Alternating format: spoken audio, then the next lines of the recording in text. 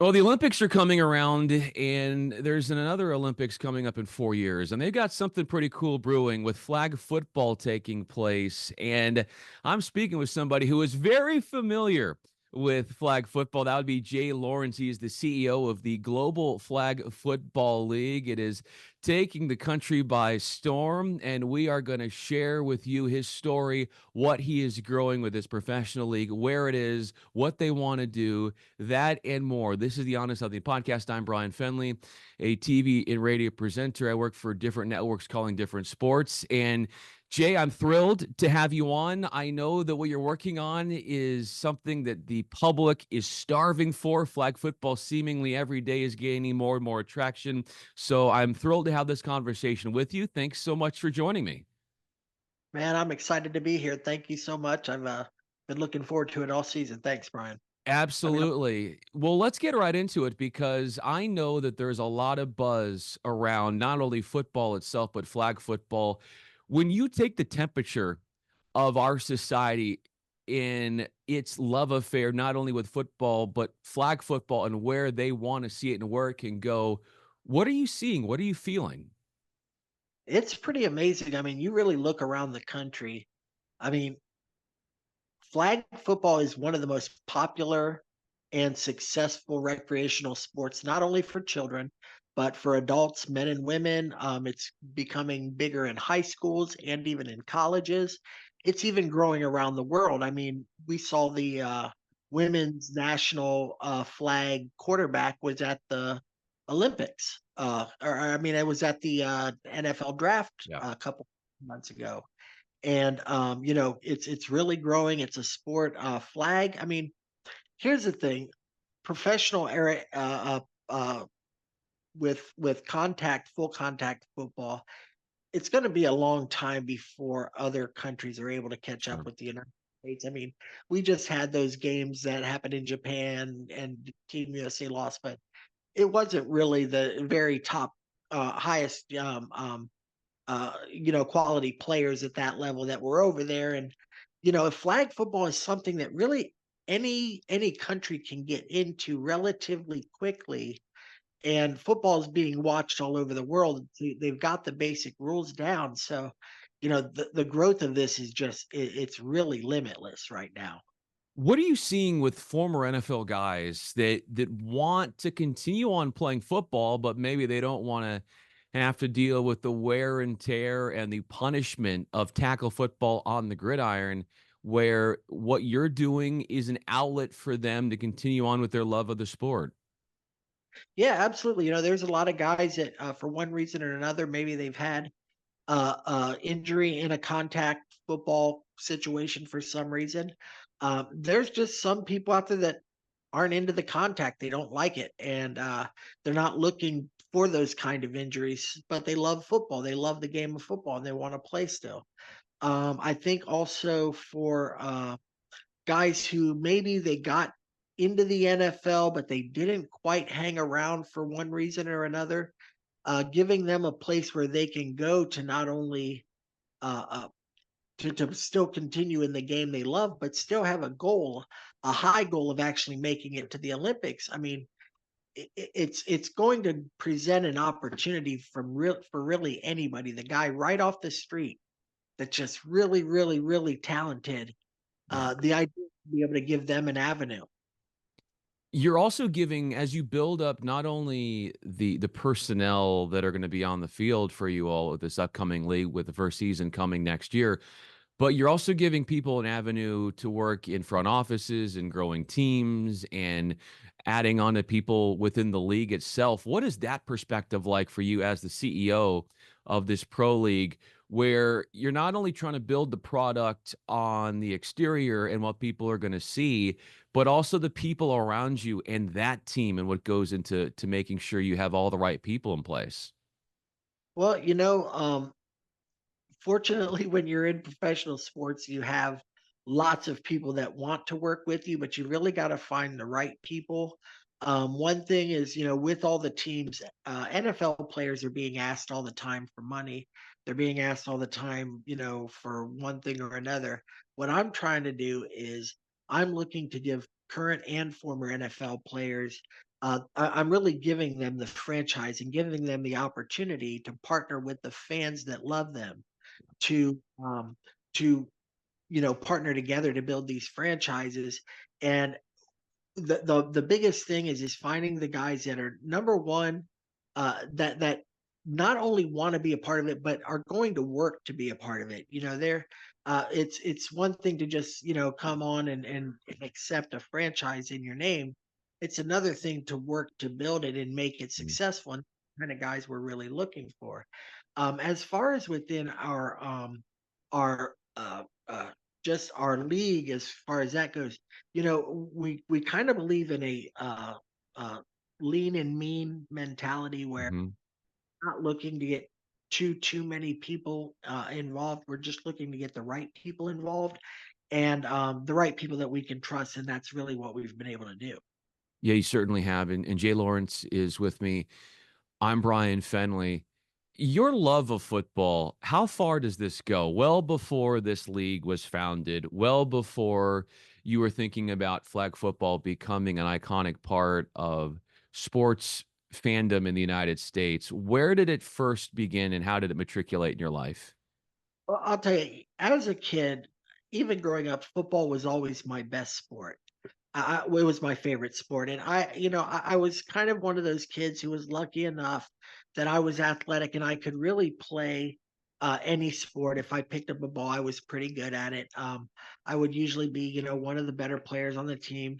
As I moved up, I got to high school, and I had a situation that just a coach, kind of rubbed me the wrong way and I could play baseball. And my father kind of talked me into sticking with baseball because that's kind of a sport of repetition, and if it's a sport you can play, not many guys can, play baseball. Hitting a baseball is probably the hardest thing to do in sports. And so my dad kind of pushed me in that direction, but football was always my favorite sport. So I think I never really got it out of my blood. And once I got out of later on in life, I got an opportunity to work with a arena football team. And just it was I started out just doing part-time sales, and very quickly I was moved up to a sales manager position, and then moved into a general manager position with that team. But it was a struggling team. It was a new league, and they didn't really know what they were doing. So after the first year, the team closed down. But I had gotten the really, I guess, the blood in the water for football, and I really wanted to pursue it, and I could see that I had a vision for a way to make it successful, but at the time, I just didn't have the resources to make it successful. Well, you're starting to get those resources. And I would think even from a in hearing about you as a player growing up in football that even though, like, your high school days are in the past, that symbolically speaking, Jay, how do you feel even to this day, like, symbolically that you are in a way like a football player and what you're having to overcome and having to deal with the life that comes at you and the defenses that are thrown your way, metaphorically speaking, and what you've had to go through and how you've been able to persevere. Well, I'll tell you, for after that first team closed down, I started a semi-pro team down here, and it really just fostered that desire to compete for me. We had for a lot of years we had a really good team with a really passionate and really good coach that really belongs to be at a lot higher coaching position that he is right now. But we had a really good situation for a lot of years, and we were always trying to put together this stock sales opportunity Mhm. that we with the flag league, but I never had the resources. I mean, with my disability, I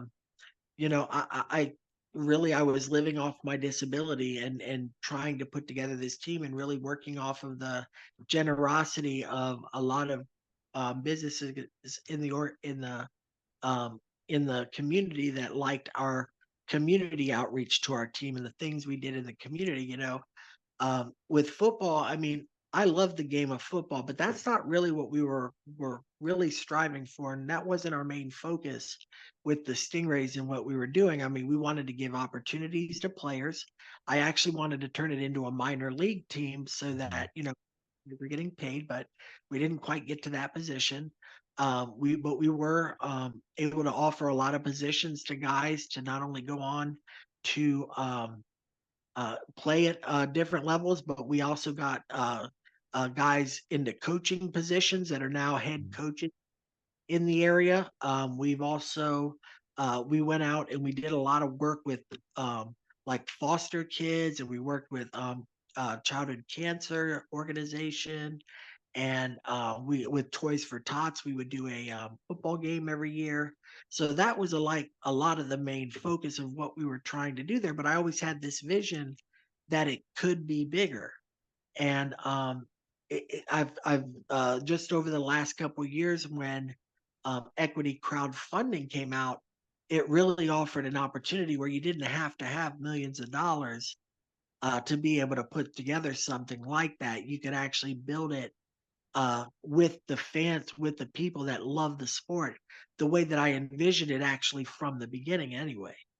Um, but it's definitely been a challenge. I mean, I can't just, get up and go out door to door. I can't drive myself, being in a wheelchair, I drive myself. So going out and just going door to door, working, the streets and doing a lot of things, I have to depend on people all the time, to help me to do things and to get places. And, um, you don't want to be a burden on everybody's time either. So, but, it's, fortunately, we have a lot of technology that's come out in, my lifetime that makes it available and makes it available for somebody like me who may have some physical challenges to be able to still strive and do some things as long as you can persevere and as long as you can just find a way. If you got the will to do it and a belief that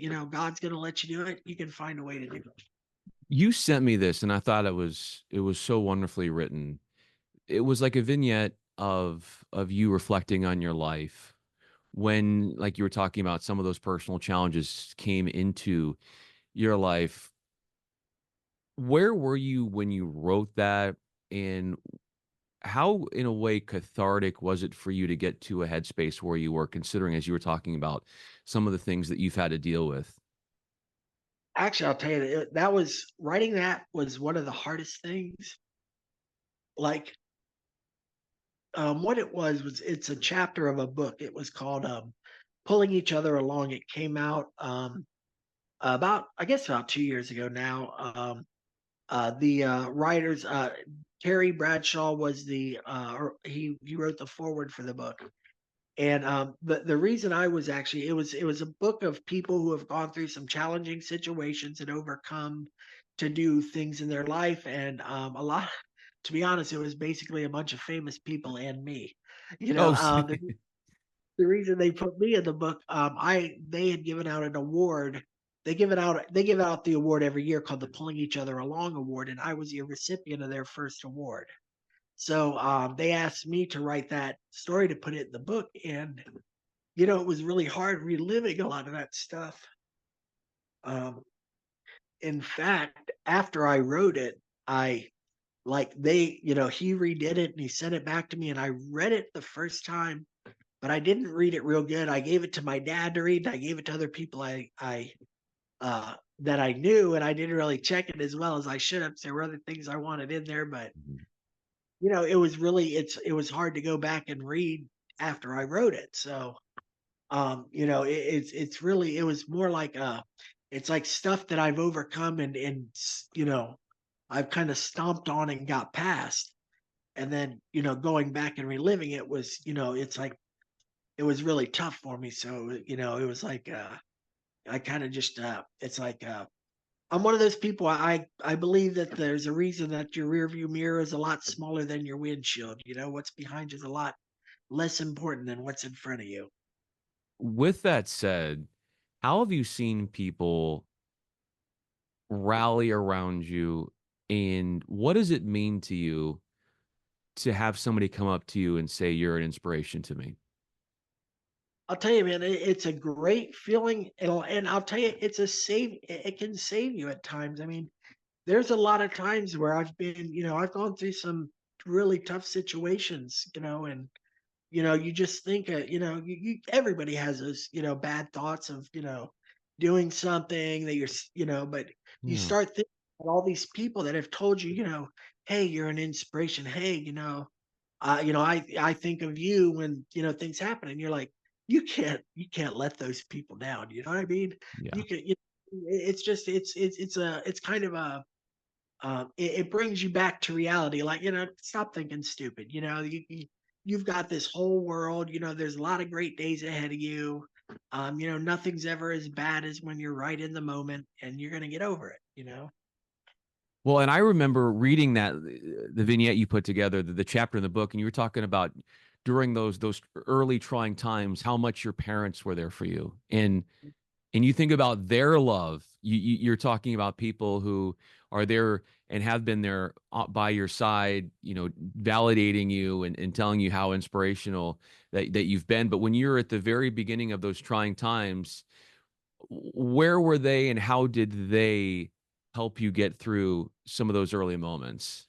Yeah, I'll tell you honestly, my family, my mom and my dad, especially my brothers, my sister, really everybody, friends, in the community, people I didn't even know in the community, that just heard about what happened. It was so amazing because you get to really see, like, it's really easy when times are when everything's going good, and Yeah. you know, but when things are really tough is when you find out who's there for you, who's going to be there. And, some people run away from situations like that, but some people run to situations like that. And my mom and dad were like a rock. My dad had just retired. They were on a cruise. Uh, my mom was scared to death of water. And my dad Wow. got her on a cruise, and they were on a cruise when they found out about my accident. And Carnival Cruises was so amazing to them. They got him off the boat and got him home,